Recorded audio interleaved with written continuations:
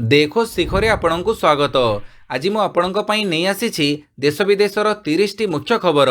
आपणଙ୍କୁ अनुरोध भिडियोटी को लाइक करिवे। एबे कॉम्पिटिटिव परीक्षा ପାଇଁ इंपोर्टेंट न्यूज स्लाइड गुड़िक आपण माने हमर इंस्टाग्राम अकाउंट देखो शिखो न्यूज रे देखि परिवे। नंबर 1 नुआ ओ कार्यक्रम बंद कले राज्य सरकार, आसीबो नुआ स्कीम। पूर्व सरकार को नुआ ओ कार्यक्रम बंद कले मोहन सरकार। चलित बजेट रे कौनसी व्यय अटकड़ होइनी। विधानसभा रे एने स्पष्ट करिसंती उच्च शिक्षा मंत्री सूर्यवंशी सूरज। विधायक चंद्रमणि कहर करिथिबा प्रश्नर उत्तर रे मंत्री एकथा कहिसंती। सेहीपरि यूजी और पीजी पिलांकु आर्थिक सहायता पई आसीबो नुआ योजना। फाइनेंशियल असिस्टेंट टू यूजी और पीजी स्टूडेंट्स नारे नुआ योजना अनुछंती सरकार। यार प्रस्तुति कार्य चालू रहिछि। यह द्वारा अभाव रे पड़ी पिला उच्च शिक्षारू वंचित हेबेनी बोली कहिसंती मंत्री। नंबर 2 सुभद्रा योजना पई आवेदन करि परिबे अंगनवाड़ी कर्मी। सुभद्रा योजना पई अंगनवाड़ी कर्मी करि परिबे आवेदन। एने गुरुत्वपूर्ण घोषणा करिसंती राज्य सरकार। अंगनवाड़ी कर्मी समेत सहायिका, आशाकर्मी, कम्युनिटी रिसोर्स पर्सन अर्थात सीआरपी माने आवेदन करि परिबे। यह व्यतीत मास्टर बुक कीपर तथा एमबीके आउटसोर्सिंग एजेंसी द्वारा नियुक्त महिला माने मध्य आवेदन करि परिबे बोली स्पष्ट करिसंती राज्य सरकार। समस्त मानदंड रे योग्य विवेचित हेले सुभद्रा योजनार फायदा पाई परिबे एमाने।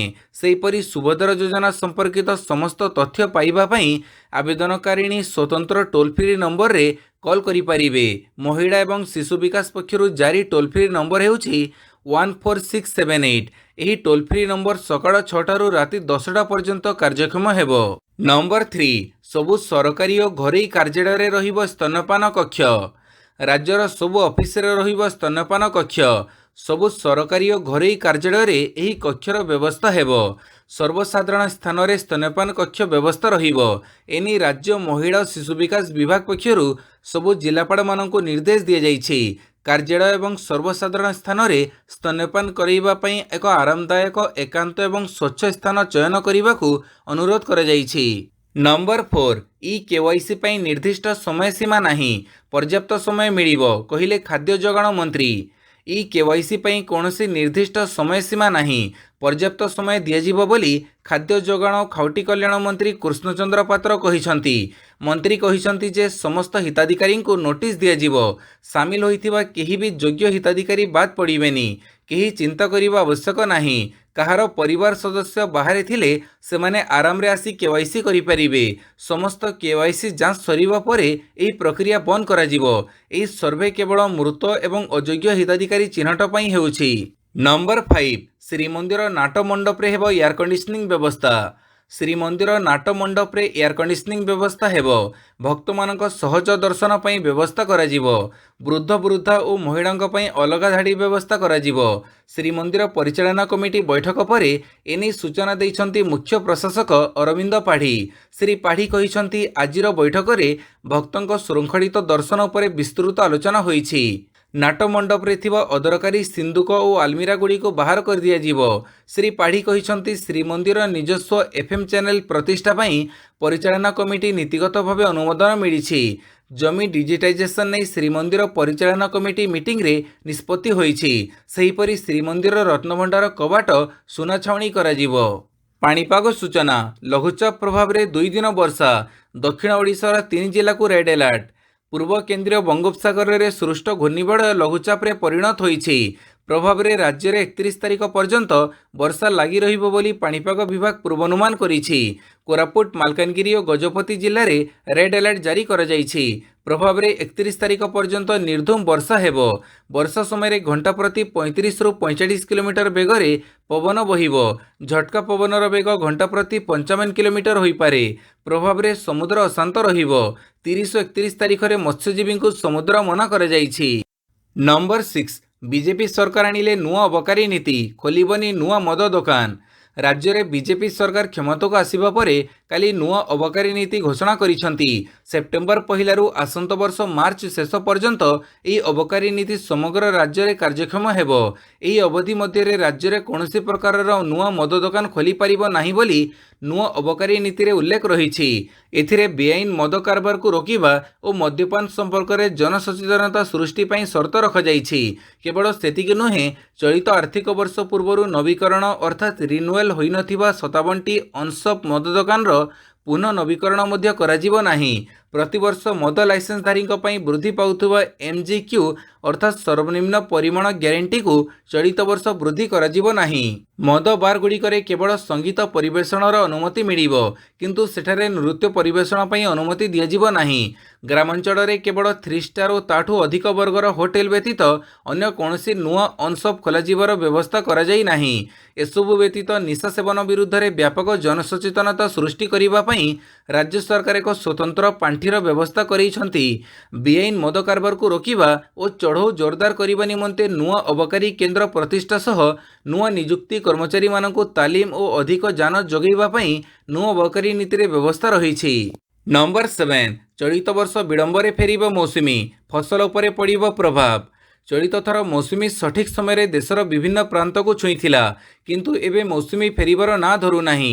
पाणीपाग विभाग वैज्ञानिकों अनुसार लघुचाप क्षेत्र सृष्टि कारणरू चलित वर्ष मौसुमीर फेरिबारे विलंब घटुछि। सेप्टेम्बर शेष किंबा एहाठू आहुरी विलंब मध्य होई पारे। या द्वारा खरादिने चाष कर जाइथिबा फसल नष्ट होई पारे।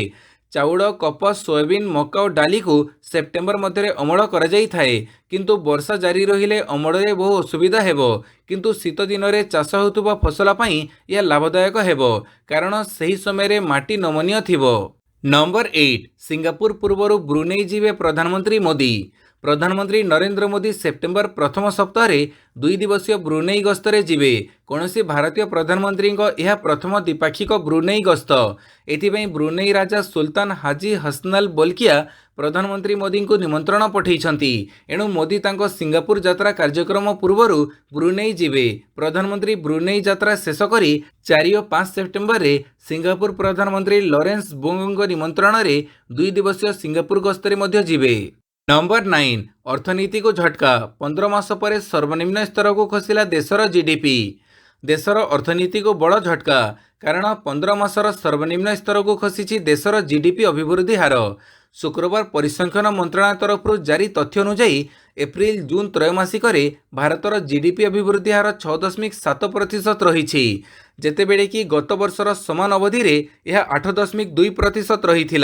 तेबे साधारण निर्वाचन समय सरकारी खर्च रे ह्रास एवं अन्यान्य खर्च कम रहिबा फଳରେ जीडीपी अभिवृद्धि रे ह्रास देखा मिलिथिबा कुहाଯାଇଛି। नंबर 10 जो स्कूल रे अधिक शिक्षक अछंती सेठारु बदली करी आवश्यक थिबा स्कूल रे नियुक्त कराजिबो कहिले गणशिक्षा मंत्री। राज्यर जो सब स्कूल रे अधिक शिक्षक अछंती सेठारु शिक्षक मानकु जिला स्तरीय बदली करी शिक्षक आवश्यक थिबा स्कूल गुडी करे नियुक्त कराजिबो। विधानसभा रे बीजेडी विधायक अश्विनी पात्रंक प्रश्नर उत्तर रखी एभडी किछि कहिसंती विद्यालय गणशिक्षा मंत्री नित्यानंद गंड। चलित वर्ष शिक्षक रेशनालाइजेशन हेबो बोली गृह रे घोषणा करिसंती विद्यालय गणशिक्षा मंत्री नित्यानंद गंड। आरटीई 2009 आधार रे 30 रु 35 जन छात्र छात्री को नहीं जड़े शिक्षक नियुक्ति दि जाउछि। रेशनालाइजेशन रो अर्थ हेउछि शिक्षक और छात्र छात्री अनुपातिक हार रे समानता आनिबा। नंबर 11 राज्य रे कमुछि आईटीआई और डिप्लोमा इंजीनियरिंग रो चाहिदा। राज्यर कमुछि आईटीआई और डिप्लोमा इंजीनियरिंग रो चाहिदा। डिग्री हासिल पर मिलुनी चाकरी। विधानसभा रे बीजेडी विधायक ध्रुव साहू प्रश्न रे दक्षता विकास मंत्री संपत स्वाई लिखित उत्तर रखिछंती। राज्य रे 79,558 जन आईटीआई और डिप्लोमा युवक युवती डिग्री हासिल करी चाकरी अपेक्षा रे रहिछंती। राज्य रे 34,018 जन आईटीआई 43,463 जन डिप्लोमा पाठ पढ़ी चाकरी अपेक्षा रे अछंती बोली मंत्री कहिछंती। नंबर 12 संशोधन हेब विश्वविद्यालय आईन पुणी फेरिब सिनेट व्यवस्था कहले उच्च शिक्षा मंत्री। विश्वविद्यालय पुणी थे सिनेट स्थापना पर विचार विमर्श करुछंती राज्य सरकार। गृह में उत्तर रखिले उच्चशिक्षा मंत्री सूर्यवंशी सूरज। 2020 विश्वविद्यालय संशोधन आईन जरिया यह भंग जाइथिला। सिनेट्रे 100 जन सदस्य रहुथिले। सेमाने विश्वविद्यालय को परामर्श देउथिले जहाँ सिंडिकेट कार्यकारी करुथिला। 100 जन सदस्यों मध्यरु 36 पदपदवी बा एक्स ऑफिसियो कृषि दक्षता विकास उच्चशिक्षा विभाग 3 निर्देशक, एडवोकेट जनरल बा तांको प्रतिनिधि, 60 अवसरप्राप्त शिक्षाविद, 3 विधायक, 4 छात्र नेता संपृक्त विश्वविद्यालय 13 ग्रेजुएट सिनेटर सदस्य रहुथिले। नंबर 13 छात्र युवा महिला शाखा को एकजुट होई काम करने को आह्वान देले बीजेडी सुप्रीमो। विजु जनता दलर कर्मकर्ता मानकर एक बैठक शंख भवन में अनुष्ठित हो जाइछि। एही बैठक में नवीन पट्टनायक उद्बोधन दे दलर छात्र युवा महिला शाखा समस्ते एकजुट होई दल को शक्तिशाली करने पई काम करने को आह्वान जणाइछंती। नवीन पट्टनायक कहिछंती जे सेवा संग्राम स्वाभिमान और सचेतनता हेउछि दलर आदर्श। एक आंचलिक दल भाव में विजु जनता दल गत 27 वर्ष धरी ओडिशावासी सेवा करि आसुछि। छात्र युवक महिला चाषी श्रमिक समस्त को साथी नहीं यह आज एक सामाजिक आंदोलन में परिणत हो पारिछि। क्षमता नुहे लोकों सेवा ही बीजेडी लक्ष्य। नंबर 14 बीजेपी रे मिसिले पूर्वतन मुख्यमंत्री चंपाई सोरेन। झारखंड पूर्वतन मुख्यमंत्री और झारखंड मुक्ति मोर्चार नेता चंपाई सोरेन काली बीजेपी रे जोग देइछंती। से तांको बहु समर्थकों सहित बीजेपी रे जोग देइछंती। 2 दिन तले चंपाई सोरेन मंत्री और विधायक पदरु इस्तीफा देव सहित जेएमएम मध्य छाड़िथिले। नंबर 15 महिलांको अलंकार उपरे अन्य कहार अधिकार नाही कहिले सुप्रीम कोर्ट। महिलांको पाखरे थिबा स्त्री धन उपरे केवल सेमानंको अधिकार अछि। ताहा उपरे महिलांको परिजन अर्थात माँ एवं बापा मध्य दाबी करि परिबे नाही। सुप्रीम कोर्ट एक मामलार शुणाणी बेले एही गुरुत्वपूर्ण टिप्पणी करिसंती। कोर्ट कहिसंती जणे झियो को विवाह समय तांको माँ बापांको अलंकार देइथांती किंतु परे से अलंकार को मागी परिबे नाही। सही धन उपरे केवल सही झियर अधिकार रहिबो। कोर्ट कहिसंती जे महिलांको छाड़पत्र क्षेत्र रे भी तांको स्वामी स्त्री धन को फेरस्त करिबाकू कहि परिबे नाही। नंबर 16 कटक रे आजिठो अंगनवाड़ी केन्द्र रे मिलिबो सुभद्रा आवेदन फॉर्म। कटक जिले में आजिठारु सुभद्रा योजना रे आवेदन पई मिलिबो फॉर्म। प्रति अंगनवाड़ी केन्द्र रे दिन 9 टारू अपराह्न 5टा पर्यंत एही फॉर्म मागणारे जोगई दियाजिबो बोली सूचना दैछंती कटक जिलापाल दत्तात्रेय भाऊसाहेब सिंधे। जिलापाल सूचना अनुଯାयी आसंता 2 दिन पर्यंत सबु अंगनवाड़ी केन्द्र रे एही फॉर्म दियाजिबो। परे प्रतिदिन मध्याह्न 12टा पर्यंत यह फॉर्म अंगनवाड़ी केन्द्र गुड़िकर मिलिबो। या परे प्रति गाँव में कैंप करी आवेदन फॉर्म गुड़िकर डिजिटाइजेशन कराजिबो। डिजिटाइजेशन बेले आवेदनकारी निज ओरिजिनल आधार कार्ड सह उपस्थित रहिबा निहाती जरूरी। तेबे कैंप रे जो माने पहुंची न पारिबे से माने आगुक मध्य करि पारिबे कारण एही प्रक्रिया निरंतर भावे चलिबो बोली जिलापाल सूचना दैछंती। नंबर 17 आसाम विधानसभार नमाज ब्रेक बंद कले हेमंत सरकार। आसामर हिमंत विश्व शर्मा सरकार एक निष्पत्ति रे विधानसभार शुक्रवार नमाज निमंते 2 घंटा ब्रेक उपरे रोक लगेइछंती। 1937 मसीह मुस्लिम लीग आसाम विधानसभा रे एही प्रथा प्रचलन करिथिला। मुख्यमंत्री social media site X ray any एक पोस्ट करिथिबा बेले उपनिवेश कालर परंपरा को आसाम विधानसभा मुक्त होइछि बोली उल्लेख करिछंती। उल्लेखयोग्य जे आसाम विधानसभा रे 1937 मसीह शुक्रवार दिन मध्याह्न 12 टारू 2टा पर्यंत मुसलमान विधायक निमंते 2 घंटा नमाज अवकाश दिया जाउथिला। एबे एही अवकाश ओ मिलिबो नाही। नंबर 18 बीजेडी रो बहिष्कृत सस्मिता माझी गिरफ।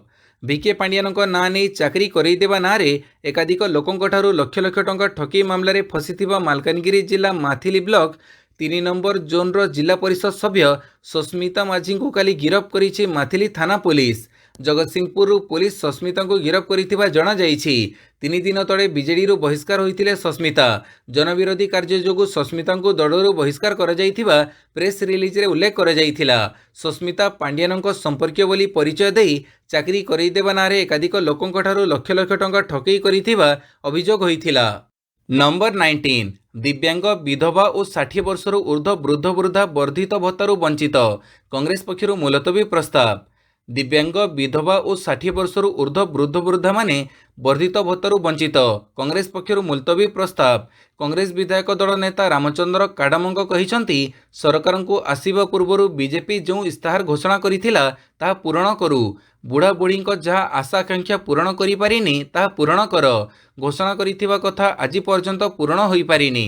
ଆନ୍ଧ୍ରପ୍ରଦେଶରେ ବାର୍ଦ୍ଧକ୍ୟ ଭତ୍ତା 3ରୁ 5,000 ଦିଆଯାଉଥିବା ବେଳେ ଭିନ୍ନକ୍ଷମଙ୍କୁ 6,000 ଟଙ୍କା ଦିଆଯାଉଛି। ବିଜେପି ସରକାରକୁ ଆସିବା ପରେ ଭିନ୍ନକ୍ଷମ ଓ ଦିବ୍ୟାଙ୍ଗଙ୍କୁ ଭୁଲି ଯାଇଛନ୍ତି। ନମ୍ବର 20, 3ଟି ବନ୍ଦେ ଭାରତ ଟ୍ରେନ୍ର ଶୁଭାରମ୍ଭ କରିବେ ପ୍ରଧାନମନ୍ତ୍ରୀ। ପ୍ରଧାନମନ୍ତ୍ରୀ Narendra Modi August 31 video conferencing ମାଧ୍ୟମରେ 3ଟି ବନ୍ଦେ ଭାରତ ଟ୍ରେନ୍କୁ ପତାକା ଦେଖାଇ ଶୁଭାରମ୍ଭ କରିବେ। ପ୍ରଧାନମନ୍ତ୍ରୀଙ୍କ ମେକ୍ ଇନ୍ ଇଣ୍ଡିଆ ଏବଂ ଆତ୍ମନିର୍ଭର ଭାରତ ସ୍ୱପ୍ନକୁ ସାକାର କରି ଆଧୁନିକ ବନ୍ଦେ ଭାରତ ଏକ୍ସପ୍ରେସ୍ ମିରଟ ଲକ୍ଷ୍ନୌ, ମଦୁରାଇ ବେଙ୍ଗାଲୁରୁ ଏବଂ ଚେନ୍ନାଇ ନାଗରକୋଇଲାର 3ଟି ମାର୍ଗରେ ଯୋଗାଯୋଗରେ ଉନ୍ନତି ଆଣିବ।